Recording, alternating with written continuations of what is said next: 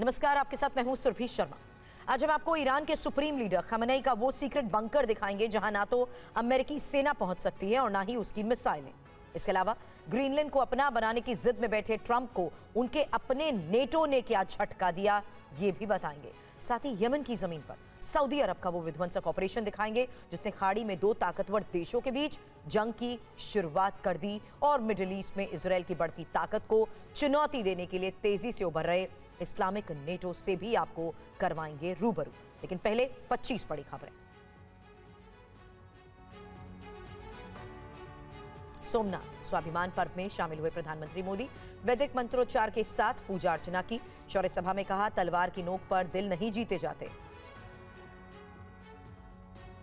अहमदाबाद को प्रधानमंत्री मोदी की सौगात। मेट्रो के दूसरे फेज के बचे काम का उद्घाटन। वाइब्रेंट गुजरात सम्मेलन में भी शिरकत की।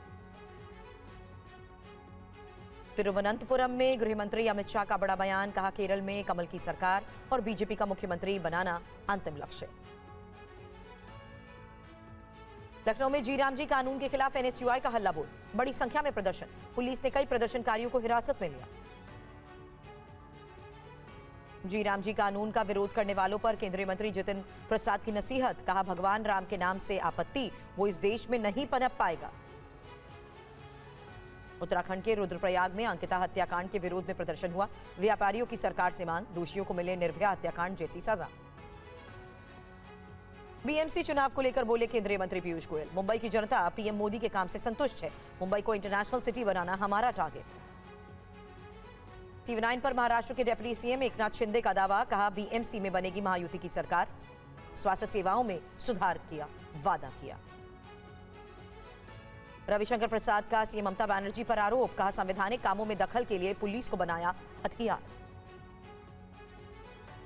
पटना लौटे तेजस्वी यादव। नीतीश सरकार को 100 दिनों का अल्टीमेटम दिया। पुराने तेवर में दिखे नेता प्रतिपक्ष।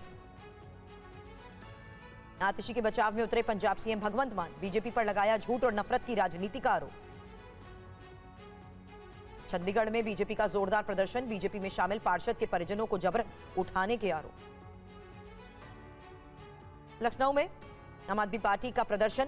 बांग्लादेश में हिंदुओं पर हो रहे अत्याचार के विरोध में हंगामा। सरकार से मामले में कार्रवाई की मांग। कुलदीप सेंगर के समर्थन में प्रदर्शन। जंतर मंतर पर अखिल भारतीय क्षत्रिय महासभा और करणी सेना के कार्यकर्ता जुटे। दिल्ली में आरएसएस के कार्यक्रम में शामिल हुए मोहन भागवत। कार्यक्रम को संबोधित किया। कहा, संघ बदल नहीं रहा है बल्कि समय के साथ साथ धीरे धीरे विकसित हो रहा है। सोनिया गांधी की सेहत में सुधार। अस्पताल से छुट्टी मिली। सीने में इंफेक्शन के बाद गंगाराम अस्पताल में भर्ती हुई थी। पश्चिम बंगाल में एसआईआर को लेकर चुनाव आयोग का फैसला। 4 और एसआरओ नियुक्त किए गए।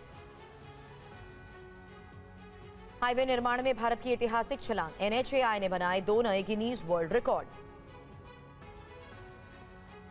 गणतंत्र दिवस से पहले जम्मू में सेना का एक्शन। आतंकियों की सैटेलाइट कम्युनिकेशन ट्रैक की एक्टिव डिवाइस भी मिला। पटना में बाढ़ में वांटेड अपराधी का एनकाउंटर हुआ। फायरिंग के दौरान पांव में गोली लगी। आर्म्स डीलर है घायल बदमाश। आगरा मालवा में 10 करोड़ के ड्रग्स जब्त किए गए। नर्सरी की आड़ में नशे की फैक्ट्री चल रही थी। 31 किलो से ज्यादा एमडी ड्रग्स और केमिकल भी जब्त हुआ। मुंबई एयरपोर्ट पर कस्टम विभाग की कार्रवाई। हाइड्रोपोनिक गांजा और सोना तस्करी के मामलों का पर्दाफाश। यूपी के देवरिया में अवैध मजार को खाली कराया गया। कभी प्रशासन का बुलडोजर चल सकता है। सरकारी जमीन पर अवैध रूप से निर्माण। महाराष्ट्र के पिंपरी चिंचवाड़ में दर्दनाक हादसा हुआ। सड़क लेवलिंग का काम करते समय रोड रोलर के नीचे इंजीनियर आ गया। मौके पर ही मौत हुई। यूपी के संभल से हैरान करने वाला मामला।